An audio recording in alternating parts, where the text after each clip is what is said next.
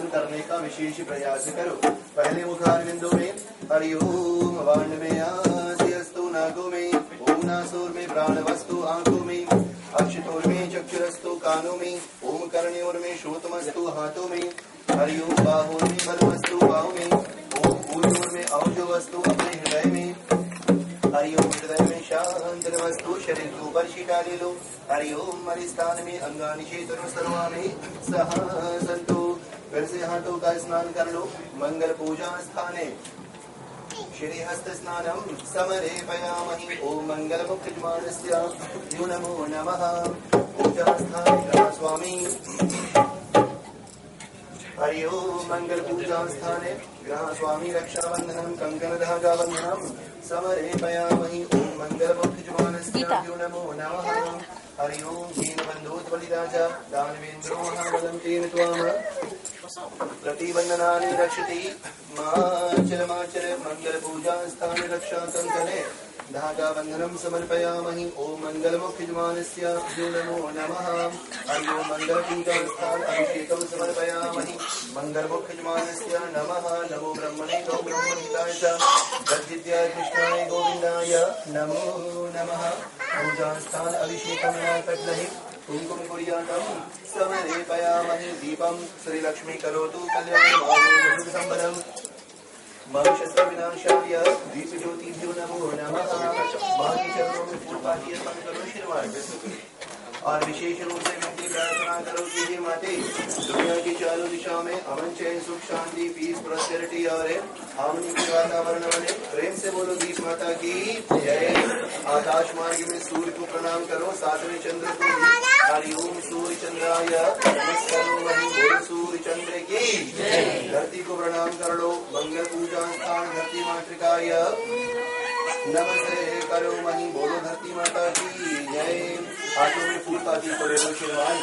और हाथों में फूल पाती को लेकर सबसे पहले बड़े पेट वाले गणपति दादा तुम्हारे सामने बैठे हैं। गणपति के चरणों में कोटिन प्रणाम करो कि बप्पा किसी भी लोक दिशा गगन मंडल वायु मार्ग में तुम हो मंगलवासा धरती पर करो। चरणों में हमारा जो प्रणाम है दादा उसको एक बार फिर से तुम स्वीकार करो।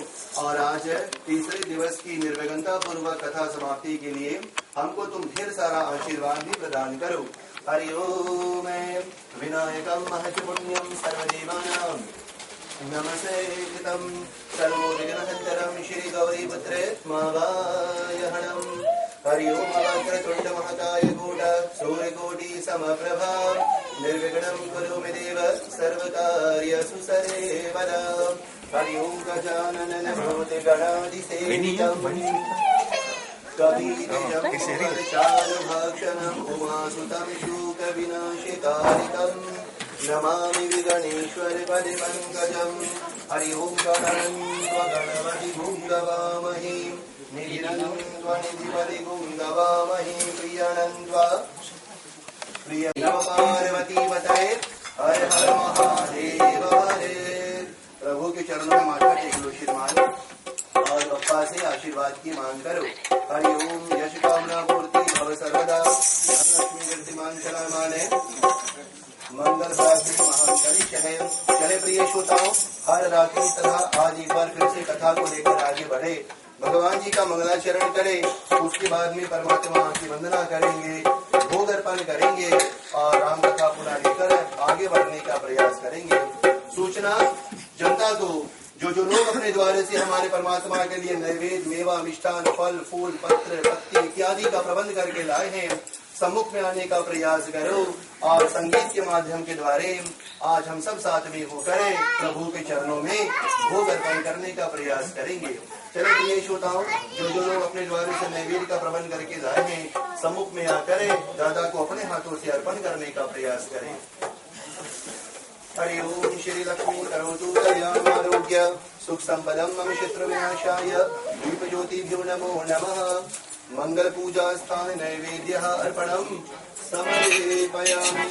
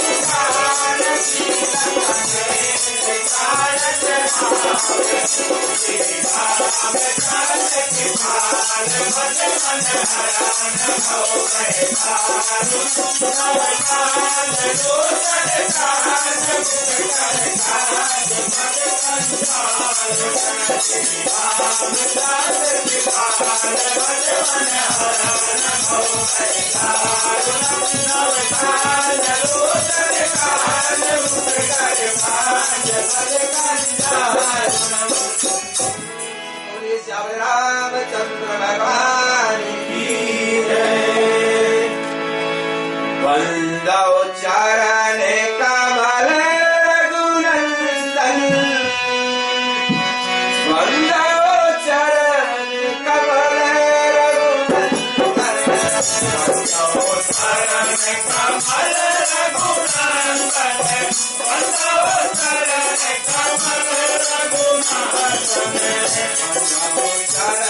कमल रघुनंदन,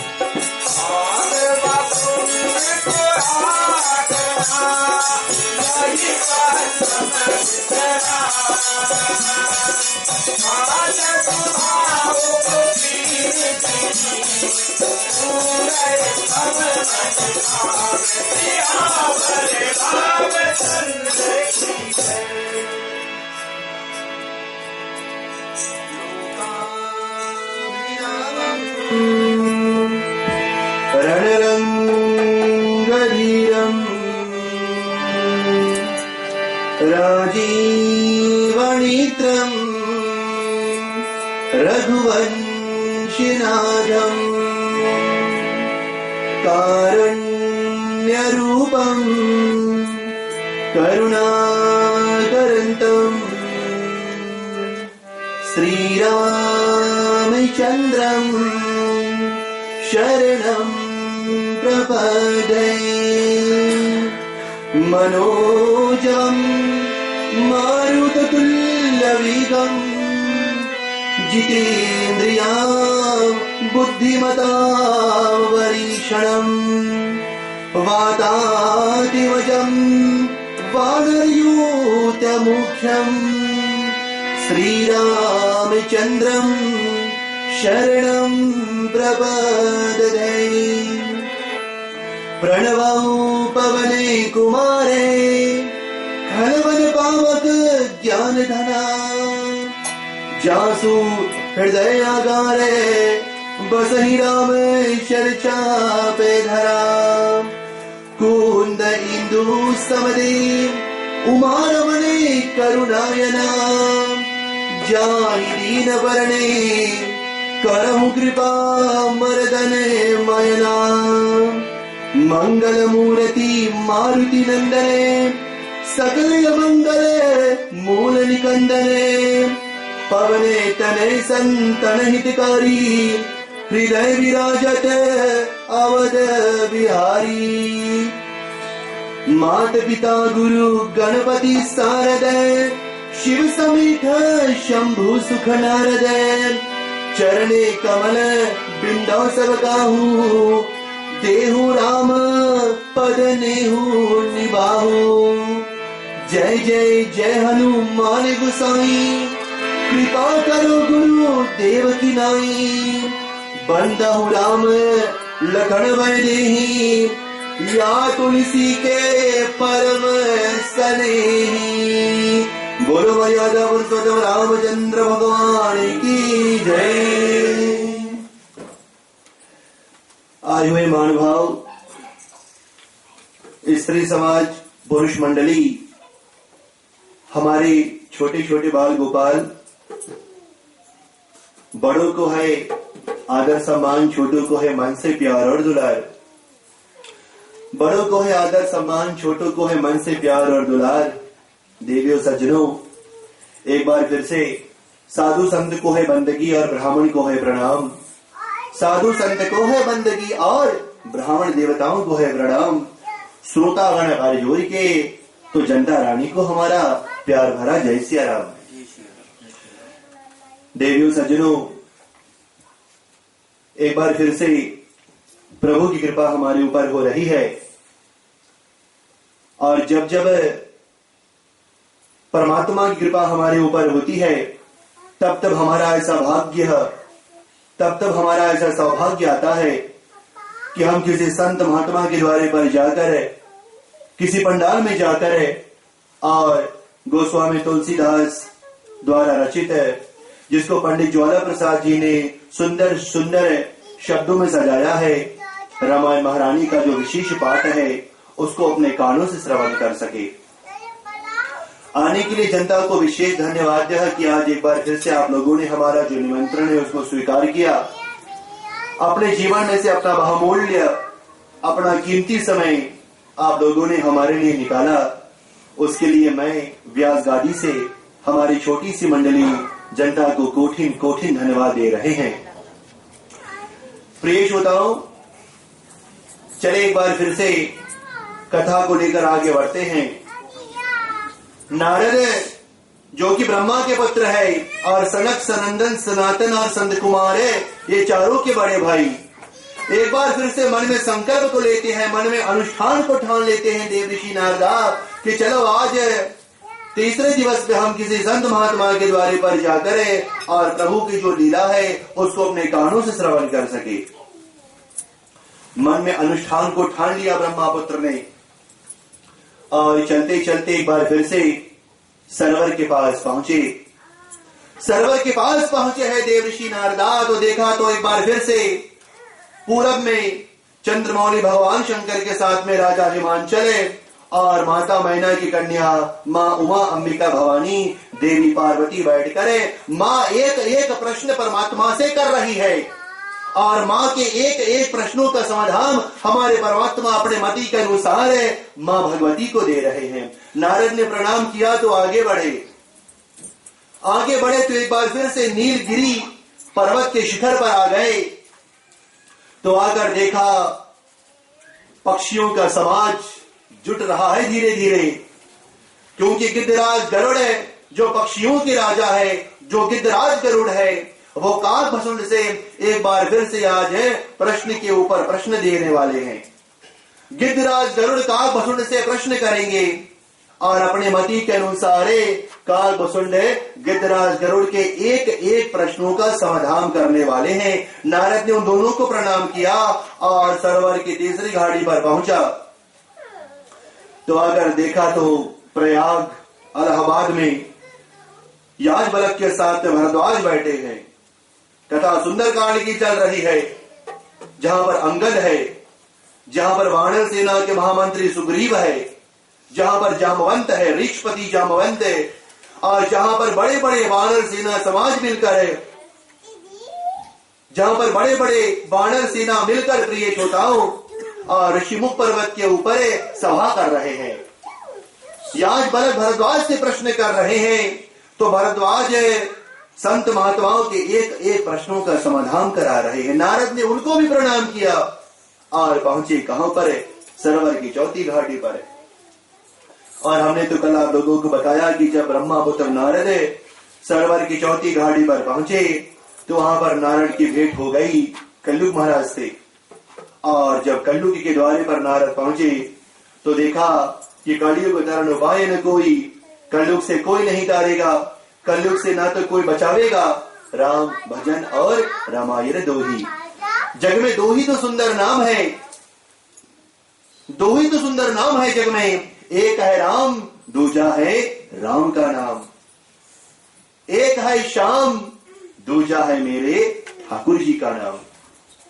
तो प्रिय श्रोताओं, भगवती देवी पार्वती प्रभु से पूछ रही है, प्रश्न के ऊपर प्रश्न करे जा रही है मां भगवती दुर्गा। और आज मां ने पूछा कि प्रभु, कल तो हनुमान जी ने अपना रूप दिखाया तुलसीदास को, तुलसीदास ने पूछा राम के दर्शन कराओ, तो हनुमान जी ने कहा चित्रकूट में जाओ। और जब तुलसीदास हनुमान जी से विदा लेकर चित्रकूट की दिशा में निकल पड़े तो मार्ग में सोचा कि अरे राम जी का दर्शन तो व्यर्थ होगा अगर हमने चंद्रमौली भगवान शंकर के दर्शन नहीं किए। विश्वेश्वर के मंदिर में गए, सोचा कि चलो भगवान शंकर महादेव के दर्शन यहीं पर होंगे, लेकिन परमात्मा ने दर्शन को नहीं दिया। मन को उतार करके, मन को उदास करके तुलसीदास जब विश्वेश्वर के मंदिर से निकले तो बाहर ब्राह्मण से भेंट वार्ता होती है। ब्राह्मण ने पूछा कि बड़े उदास लग रहे हो, बताओ क्या कारण है। तुलसीदास ने सारा विवरण बताया, हम चित्रकूट की दिशा में जा रहे हैं, सोचा कि चलो मार्ग में प्रभु के दर्शन करें, लेकिन प्रभु ने तो दर्शन नहीं दिए। ब्राह्मण ने कहा कि चिंता मत करो, मैं ही शंकर हूँ, मैं ही सदाशिव हूँ, तो बोलो शंकर महाराज की।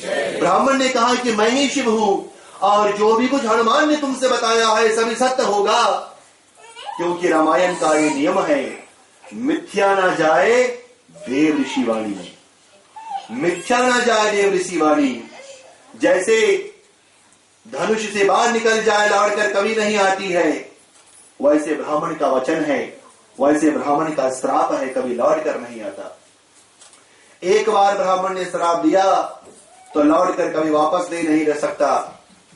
श्रृंगी ऋषि ने श्राप दिया था, श्रृंगी ऋषि ने श्राप दिया था परीक्षित को। परीक्षित के पास 7 दिन बचे थे।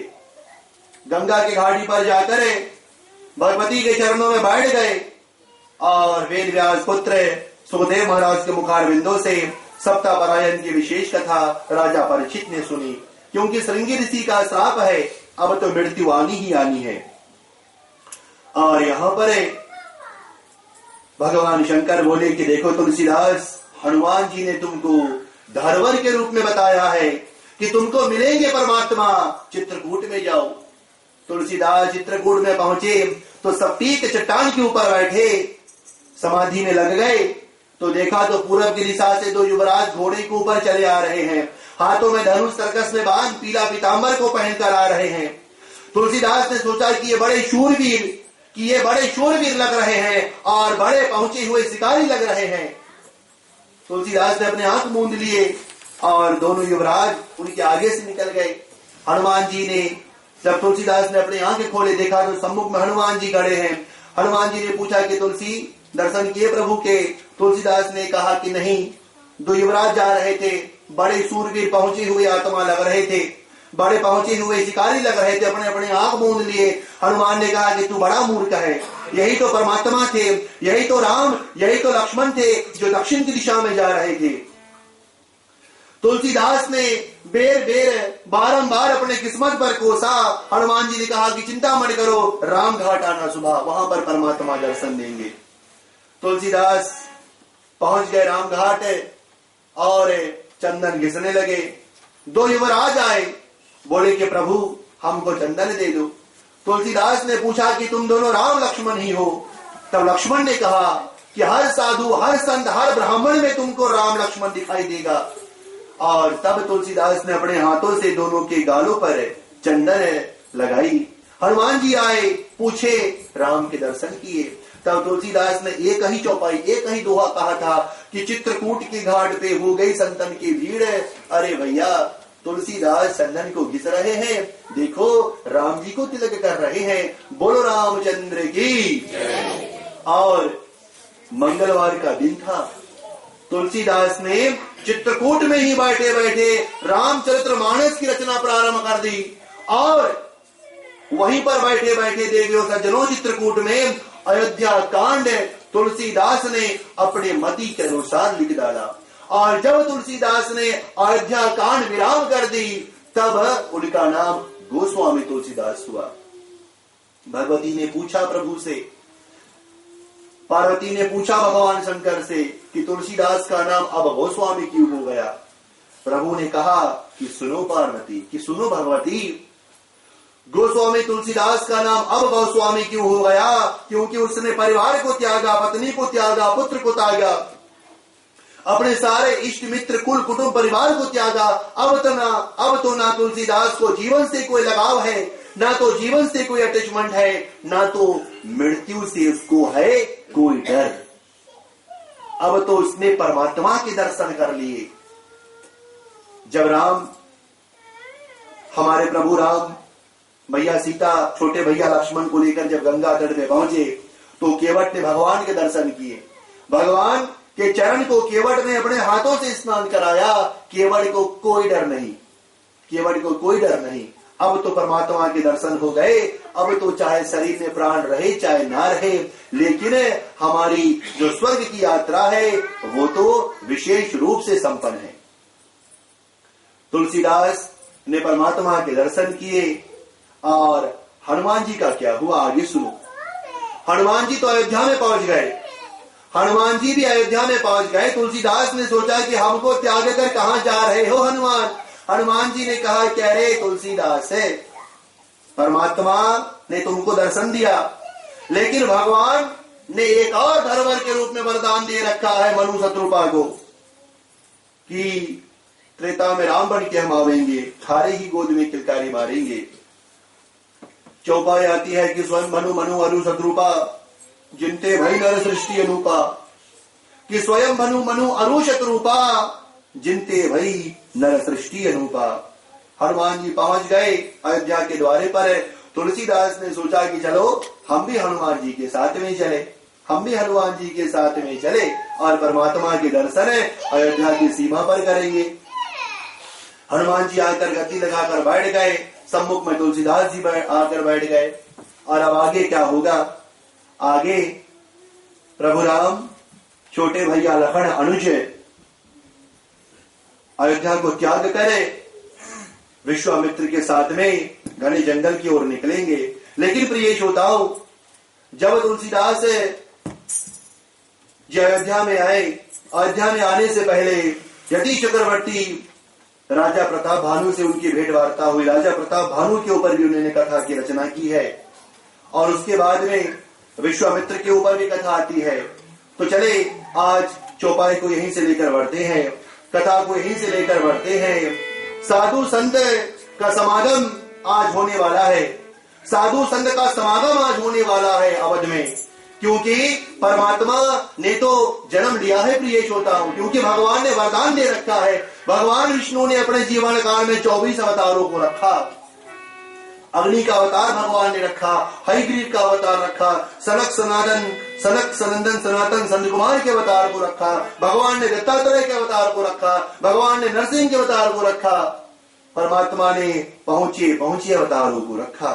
लेकिन प्रिय श्रोताओं, परमात्मा सबका वरदान पूर्ण करते गए, अवतार लेते गए और धरती पर से परमात्मा अंतर्ध्यान होते गए। और अब मनु शत्रुपा, जब तुलसीदास अयोध्या में आ रहे थे तो उनकी भेंट रास्ते में मनु महाराज और शत्रुपा से होती है। तो चले आज कथा को लेकर यहीं से बढ़ते हैं कि देखे मनु कौन है और शत्रुपा कौन है। उन्होंने ऐसा क्या वरदान मांगा था परमात्मा से कि भगवान को उनके द्वारे पर जन्म लेना पड़ा। प्रेम से बोलो रामचंद्र भगवान की जय। मंदीना गया, मथुरा ना गया, काशी ना गया, तीरथ ना गया, क्या करे भगवान। भगवान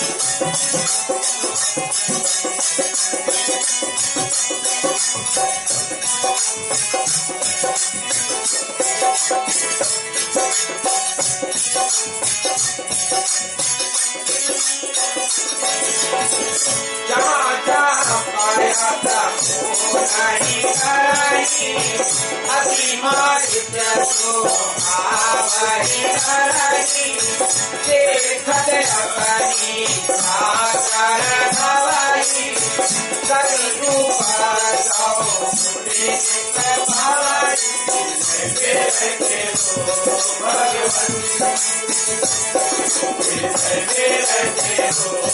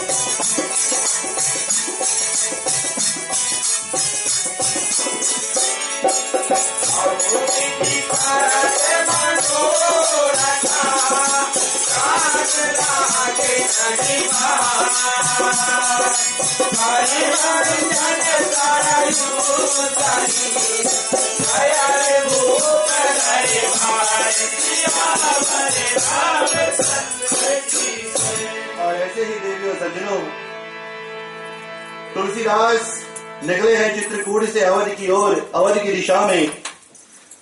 लेकिन चलते चलते मार्ग में मनु महाराज और माता शत्रुपा से उनकी भेंट होती है। स्वयं मनु और शत्रुपा जिनते भई नर सृष्टि अनूपा, ये रामचरित्र मानस का चौपाई है। और मनु महाराज और माता शत्रुपा धरती पर कब आए? जब ब्रह्मा ने अपने तपोबल के द्वारा धरती की रचना की, तो ब्रह्मा ने सोचा धरती तो आ गई, धरती पर रहेगा कौन? धरती पर मनुष्यों की वृद्धि कैसे होगी? तब आगे क्या हुआ? ब्रह्मा ने अपने तपोबल के द्वारा मानस पुत्र मनु और मां शत्रुपा को भेजा। मनु महाराज और माता शत्रुपा के पास कितने पुत्र थे, ये शास्त्रों में ज्ञान आता है। मनु महाराज और माता शत्रुपा के पास 5 पुत्र थे। पहला पुत्र का नाम मिथुन, राजा प्रियव्रत। दूसरे का नाम उत्तानपाद। 2 पुत्र 3 कन्या, आकृति, देवहूति और प्रस्तुति। प्रियव्रत उत्तानपाद, आकृति, देवहूति और प्रस्तुति। आकृति का विवाह संस्कार बड़े अति चक्रवर्ती संत रुचि के साथ में हुआ था। देवहूति का विवाह संस्कार कदम ऋषि के साथ में हुआ। देवहूति का विवाह संस्कार कदम ऋषि के साथ में हुआ तो माता देवहूति के गर्भ से भगवान श्री विष्णु ने अपने 24 अवतारों में से अपना जो 11वां अवतार है प्रिय श्रोताओं, वो माता देवहूति की ही गर्भ से लिया था। और जो तीसरी कन्या बची प्रस्तुति, उसका विवाह दक्ष के साथ में हुआ था। अब दक्ष कौन है? मां सती के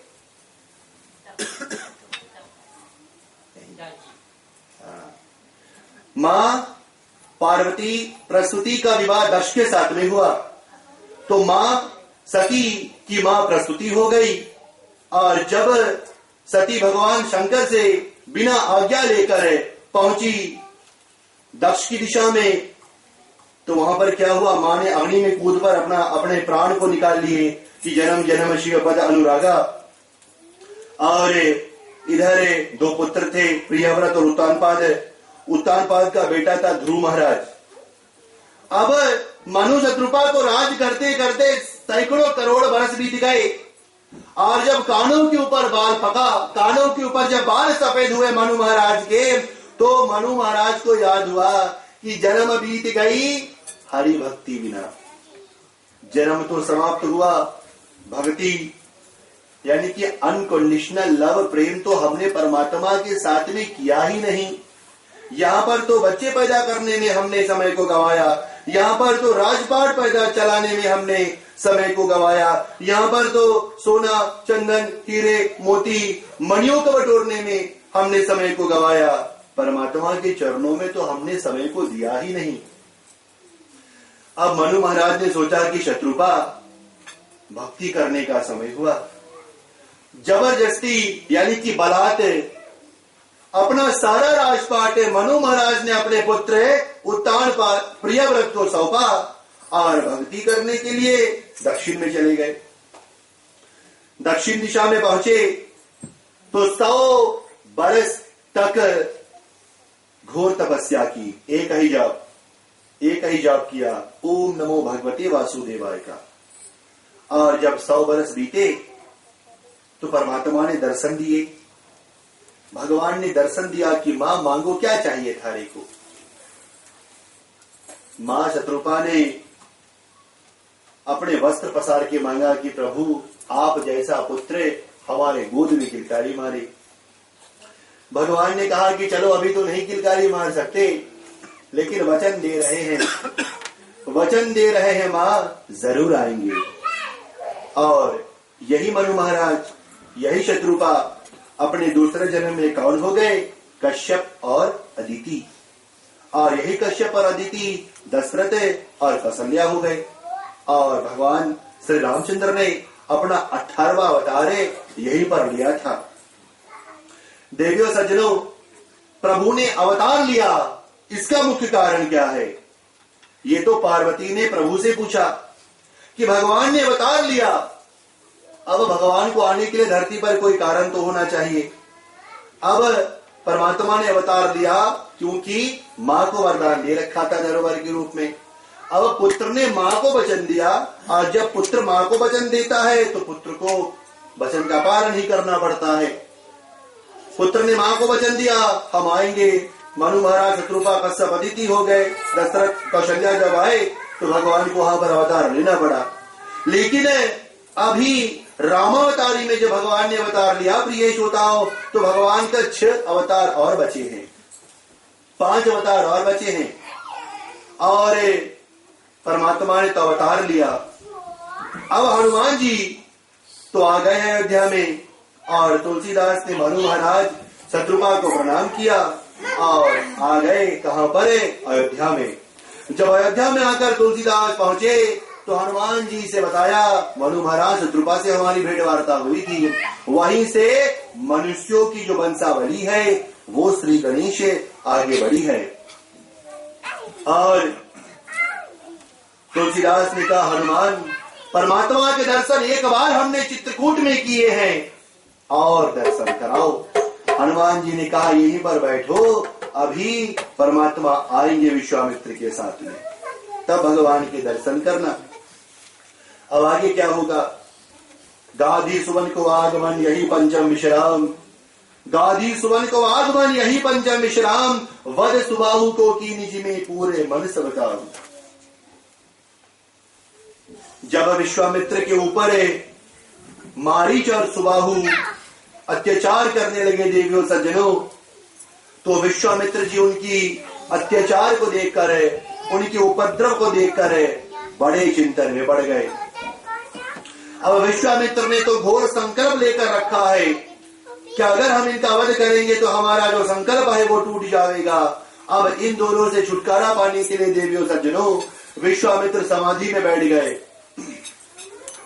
समाधि में बैठ गए विश्वामित्र, तो मन में उनकी दिखाई दी कि दशरथ के द्वारे पर प्रभु ने अपना दिया हुआ वरदान पूरा कर दिया है, चलो राजा से राम और लक्ष्मण को मांग के लावे, चलो राजा से राम और लक्ष्मण को मांग के लावे। अब विश्वामित्र अग्नि को विराम कराते हैं, लाठी को लिया हाथों में, कमंडल को लिया, जल को भरा और अयोध्या से पहले किस दिशा में चले गए?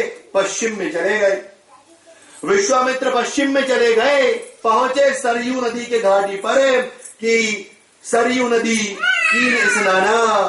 गए विश्वामित्र राजा दशरथ के भूप दरबाना। सरयू में स्नान करने के बाद में पहुंचे राजा दशरथ के द्वारे, अयोध्या की सीमा पर पहुंचे तो हनुमान जी ने विश्वामित्र का दर्शन किया, तुलसीदास ने विश्वामित्र के दर्शन को किए और दूत वहीं पर खड़े थे। विश्वामित्र ने कहा कि सैनिक शीघ्र जाकर यति चक्रवर्ती सम्राट सत्यवादी दशरथ को यह सूचना दे दो कि विपिन से विश्वामित्र राजा से भेंट वार्ता करने के लिए आए हैं। सैनिक विश्वामित्र के चरणों में कोठिन प्रणाम करके तीव्र गति के साथ में दशरथ के सम्मुख में पहुंचा। राजसभा में जाकर सैनिक ने राजा के चरणों में विशेष प्रणाम किया और सूचना को रखा कि महाराज विपिन नगरी से विश्वामित्र आपके दर्शन के लिए आए हैं, आपसे मिलना चाहते हैं और अयोध्या की सीमा पर खड़े हैं। दशरथ ने जैसे ही सुना कि विश्वामित्र हमारे द्वारे पर है, राजा ने सोचा जरूर कोई विशेष बात है। अगर विशेष बात नहीं होती तो ना तो विश्वामित्र हमारे द्वारे पर आवेंगे, ना तो हमारे गुरु वशिष्ठ हमारे द्वारे पर आवेंगे। जब जब साधु संत राजा के दरबार में पहुंचते थे तब तब राजा जान जाते थे कोई विशेष बात है, जरूर कोई बड़ी बात है, इसीलिए आज संत महात्मा हमारे द्वारे पर चल के आ गए। यहाँ पर भी ऐसा होता है, लोगों को जब पूजन कराना है तो स्वयं फोन करते हैं, हमको जब कोई काम लगता है तो हम स्वयं उनके द्वारे पर जाते हैं प्रिय श्रोता। तब लोग जान जाते हैं लगता है कोई बड़ा मसला है। देवियों सज्जनों, दशरथ तो डर गए, बोले कि विश्वामित्र हमारे द्वारे पर है। विश्वामित्र पहुंची हुई आत्मा। विश्वामित्र ने राजा हरिश्चंद्र को राजा से रंग फकीर बनाया। समाधि में बैठे थे विश्वामित्र। राजा हरिश्चंद्र ने क्या किया था, उसकी गलती क्या थी? विश्वामित्र प्रिय श्रोताओं यति चक्रवर्ती तपस्वी थे और आत्माओं के ऊपर विजय प्राप्त करते थे। विश्वामित्र घने कंदरा में बैठकर आत्माओं के ऊपर विजय प्राप्त कर रहे थे, जोर जोर से हाहाकार कर रहे थे। उसी मार्ग से कौन? राजा हरिश्चंद्र जा रहे थे। हरिश्चंद्र ने जब हाहाकार सुना तो सोचा कि किसी के ऊपर आपत्ति आन पड़ी है। राजा हरिश्चंद्र गुफा में गए और राजा ने इतना ही किया था कि विश्वामित्र की जो तपस्या थी, जो समाधि थी, उसको भंग कर दी थी। विश्वामित्र ने जब आंख खोला तो देखा तो राजा हरिश्चंद्र खड़े। विश्वामित्र ने कहा कि राजा थारे कारण हम आत्मा के ऊपर विजय प्राप्त ही करने वाले थे, हमारी समाधि टूट गई।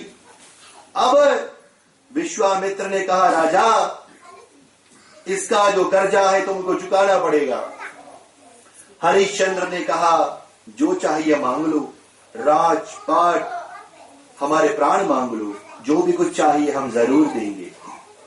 विश्वामित्र ने कहा कि चलो ठीक है, धरोहर के रूप में तुमने हमको वरदान दे दिया, हम रख चुके, समय आएगा हम जरूर मांगेंगे।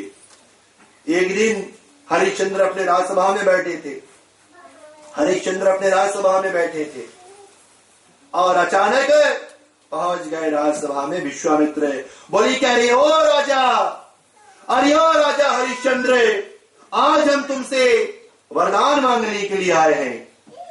हरिश्चंद्र ने जब सैकड़ों हजारों साल बाद विश्वामित्र को देखा तो राजा तो भूल गए कि विश्वामित्र क्या मांगने के लिए आए हैं। तब विश्वामित्र ने हरिश्चंद्र को याद कराया। तुमने वरदान दे रखा है। जैसे दशरथ ने कैकेयी को धरोहर के रूप में 2 वरदान दिए थे, वैसे ही राजा तुमने हमको सैकड़ों हजारों बरस पहले एक वरदान दिया था धरोहर के रूप में, हमको वरदान चाहिए। राजा ने कहा मांगो विश्वामित्र, क्या चाहिए?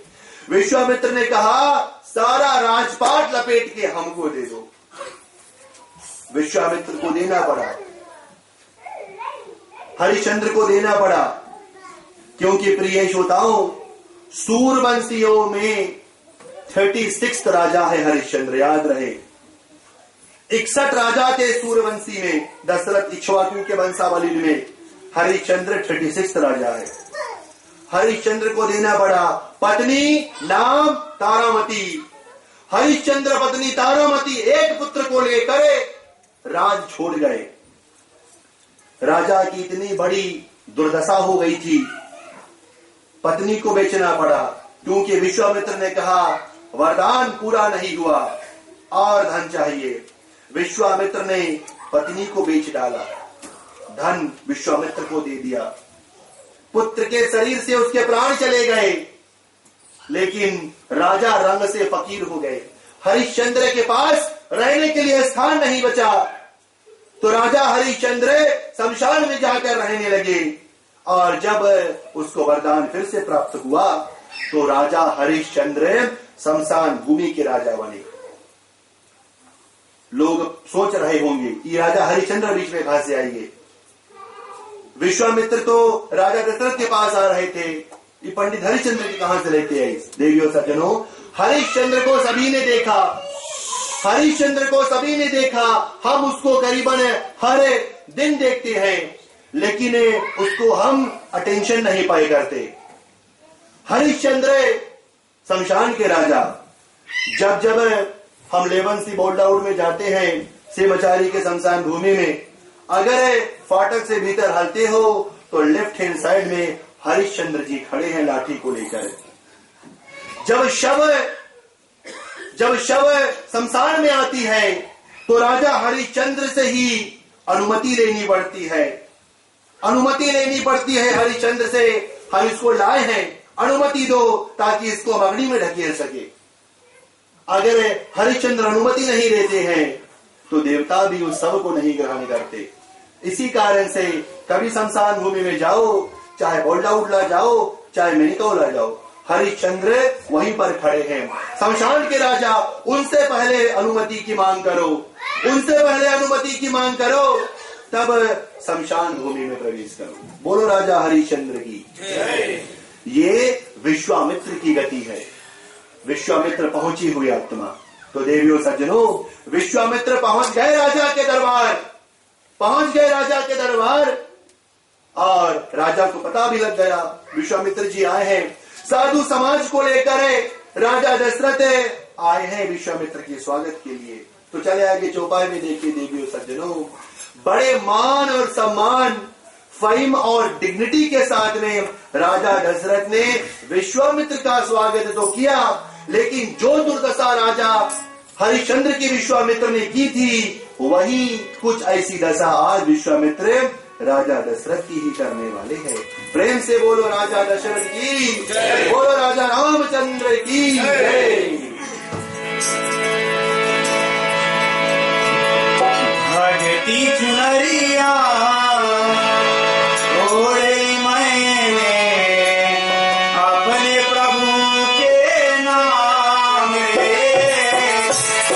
चुनरिया ओढ़े मैंने अपने प्रभु के नाम रे। भगती चुनरिया ओढ़े मैंने अपने प्रभु के नाम रे। भगती चुनरिया ओढ़े मैंने अपने प्रभु के नाम रे।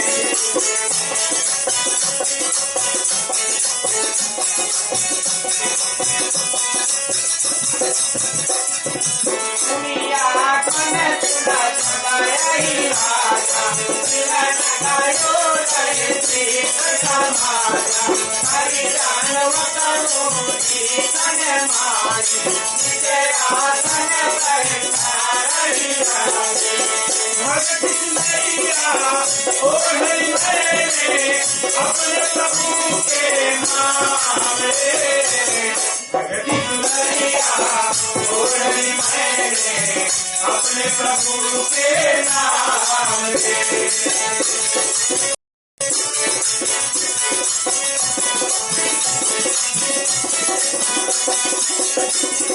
शरण पखार के नयति पूरा, तो समाया जधान में नहीं छूटा, तुझे जबानी भोजन कर भावा, मुनिवर हृदय हाथ नयति भावा।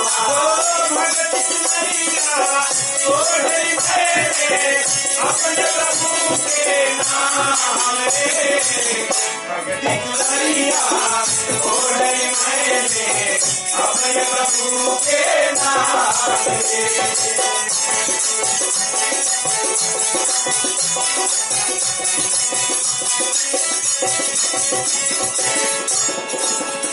चरण में सुत सारी, राम देख मुनि देख विचारी, हरे मगन देखत मुख शोभा, जनाओ चकोर पूर्ण सती भगति दुलरिया ओढ़ी मैंने अपने प्रभु के नाम रे, भगति दुलरिया ओढ़ी मैंने अपने प्रभु के नाम रे।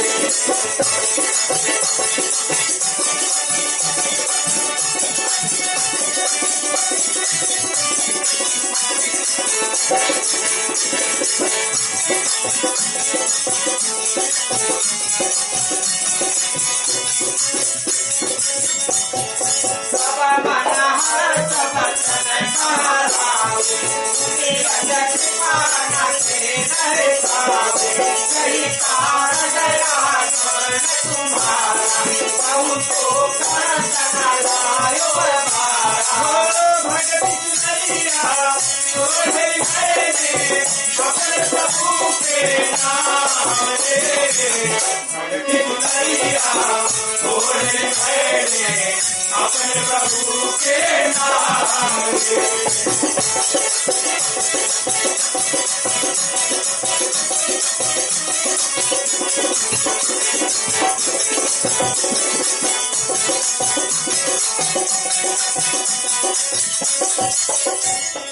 असुर समोतात वही भूमि, मैया कनया निपटोनि, अनुज समेत देव रघुनाथा, निश्चर मन मन शोभतनाथा।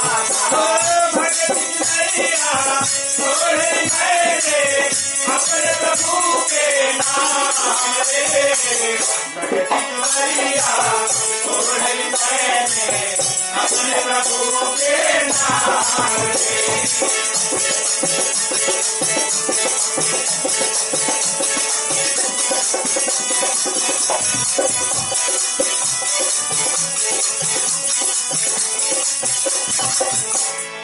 देव भूप मन हर्षिता, राजा हो राजा, धर्म चोर नित तुम रखवा, जिन्हें भारत कल्याण दिया बड़े रामचंद्र की जय। और ऐसे ही मुनि आगमन सुना जब राजा, मिलन गाँव लय विप्र समाजा। राजा को पता लगा कि आए हैं विश्वामित्र, मान सम्मान दिया उसको। अयोध्या की सीमा से राजा का सत्कार किया। राजा ने विश्वामित्र का सत्कार किया और लाकर अपने ही गद्दी पर बिठाया कि चरण धोए करी चरणन की पूजा, चरण धोए करी चरणन की पूजा, कि कंद मूल फल सुरस यति दिए गुरु कहा आने। अरे प्रेम सहित विश्वामित्र खायहु बार ही बार बखान। विश्वामित्र की चरण पूजा दशरथ ने की है और अपने ही पीतांबर के द्वारा उसके चरण को सुखाया। कीन चरणे करी चरणन की पूजा, चरणामृत को लिया, भोजन करवाया। और जब विश्वामित्र जी आनंद मगन विभोर हो गए, उनसे अनुमति को लेकर विश्वामित्र से राजा दशरथ ने कहा, क्या कहा कि प्रभु आने का कारण बताओ। यह पहला प्रश्न था राजा का, आने का कारण बताओ। क्योंकि दशरथ जानते हैं विश्वामित्र जी ऐसे नहीं यहां पर घूमने के लिए आए हैं, जरूर इसको कोई विशेष बात है, इसीलिए आज स्वयं गुरु हमारे द्वारे पर आ गए। राजा ने एक ही प्रश्न पूछा, आने का कारण बताओ। विश्वामित्र ने कहा कि राजा, हमको हमारे ऊपर दुख है, हमारे ऊपर बड़ी आपत्ति है, हम तुमसे वो चाहते हैं, 2 वस्तु चाहते हैं तुमसे, दोगे या नहीं। राजा ने कहा कि हे प्रभु, परमात्मा का दिया हुआ, आप लोगों का दिया हुआ सब कुछ है हमारे पास, क्या चाहिए। सोना, चंदन, हाथी, घोड़े, रथ, गांव, तालाब, कुआं, रानी, मेरे प्राण ले लो। विश्वामित्र ने कहा कि नहीं, प्राण तो नहीं चाहिए भी। राजा ने कहा कि ऐसी कौन सी वस्तु की आवश्यकता है गुरुदेव जो हम नहीं दे सकते।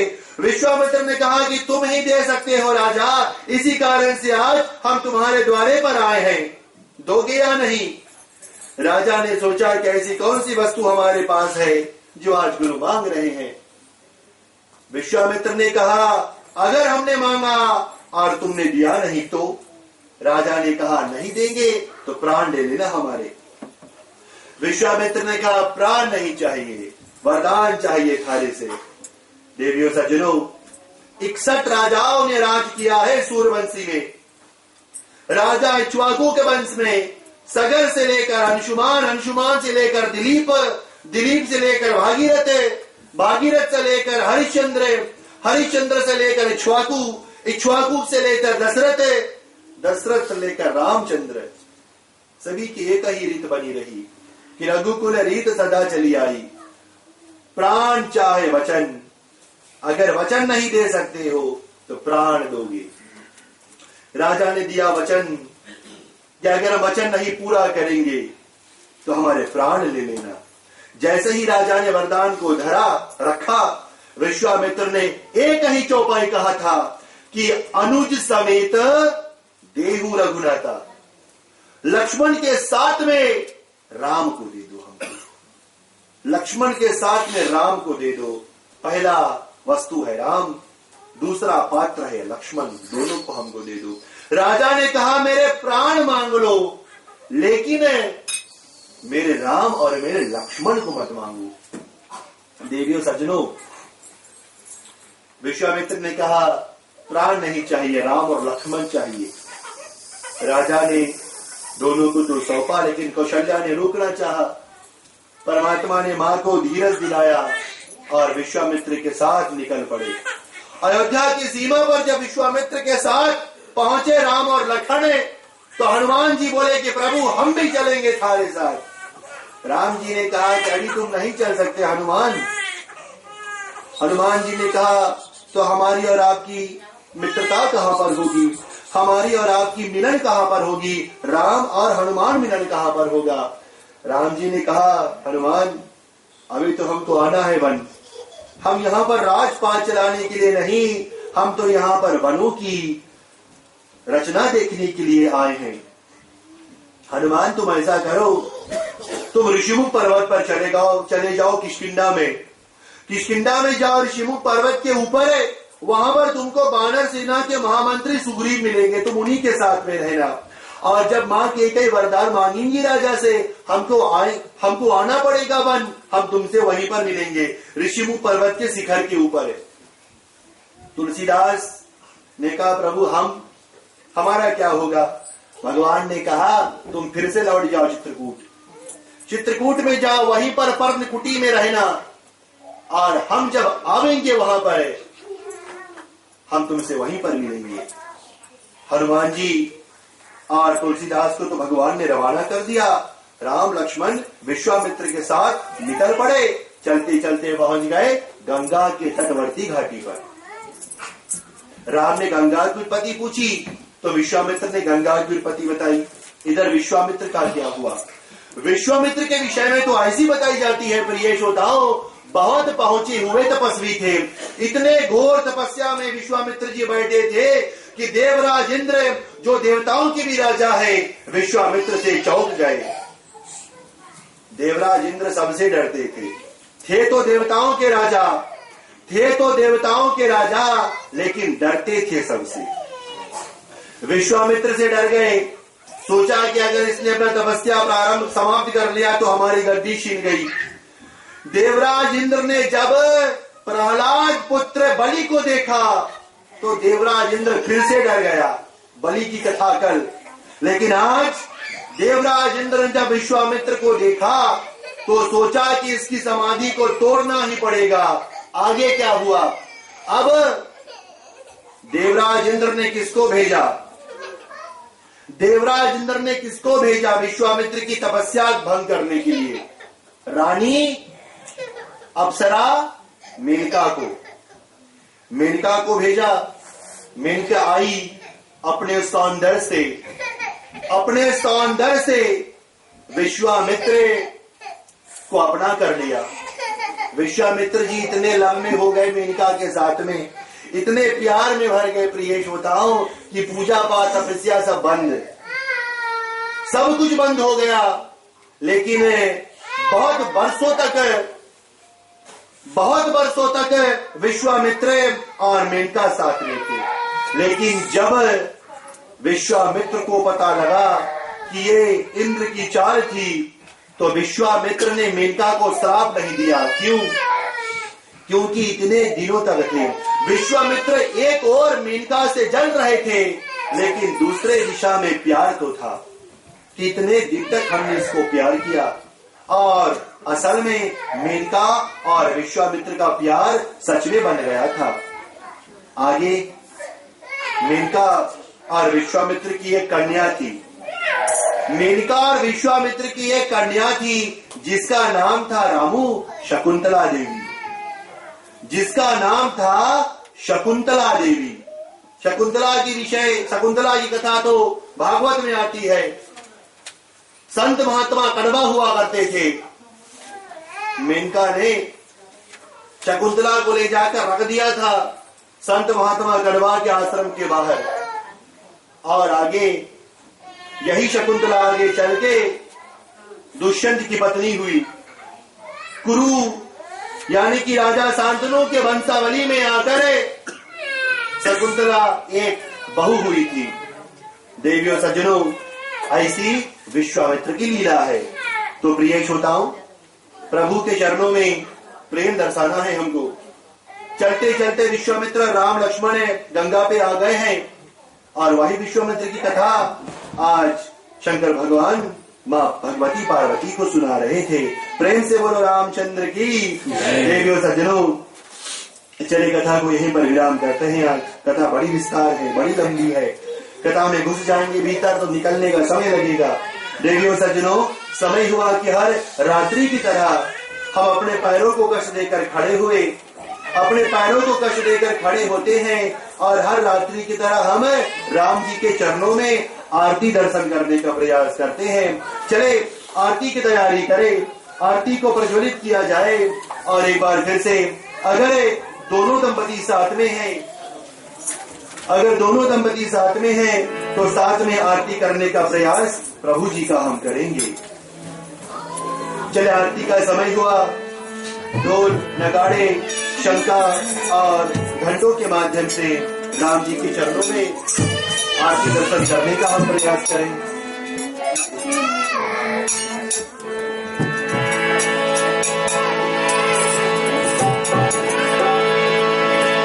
आरती श्री रामायण जी की, आरती श्री रामायण जी की, नियत कलि कलाल सत्य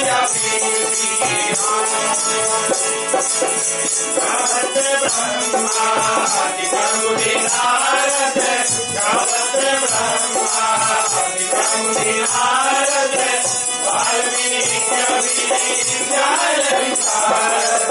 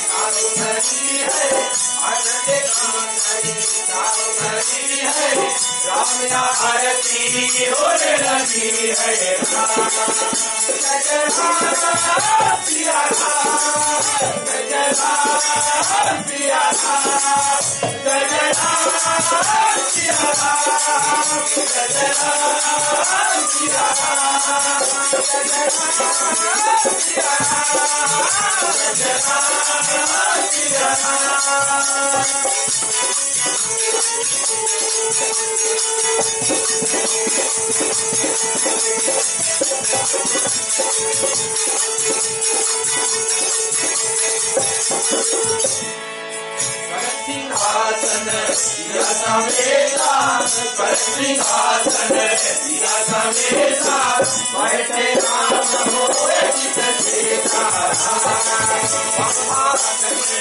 जनगली है भाग्य में जनगली है आरती होने लगी है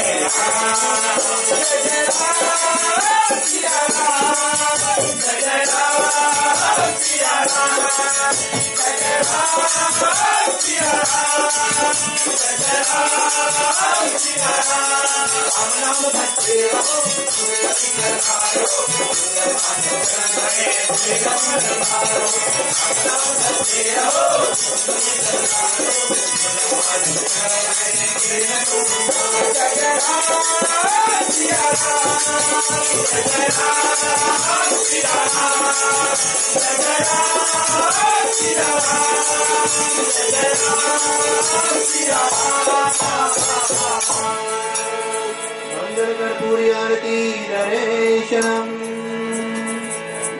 कर्पूरिकारं करुणावतारं संसारसारं तुझेन्द्रहारं सदा वसन्तं हृदयारविन्दे भवं भवानी सहितं नमामि भवं भवानी सहितं नमामि भवं भवानी सहितं नमामि सर्वमङ्गलमाङ्गल्ये शिवे सर्वार्थसाधिके शरण्ये त्र्यम्बके गौरी नारायणी नमोस्तुते नमो पार्वती पते हर हर महादेव हरे। पहले दोनों ग्रह स्वामिनी आरती के दर्शन करें, उसके बाद में आरती के दर्शन सभी लोग करने का प्रयास करें। चले जनता लोग बैठे और विशेष रूप से सभी लोग आरती का दर्शन करें।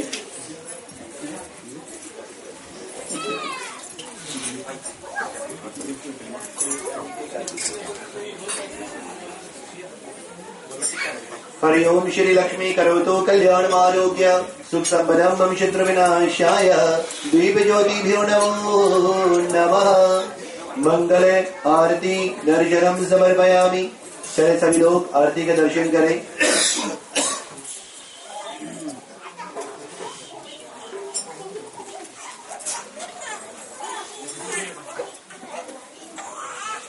चले आरती का दर्शन जनता करें।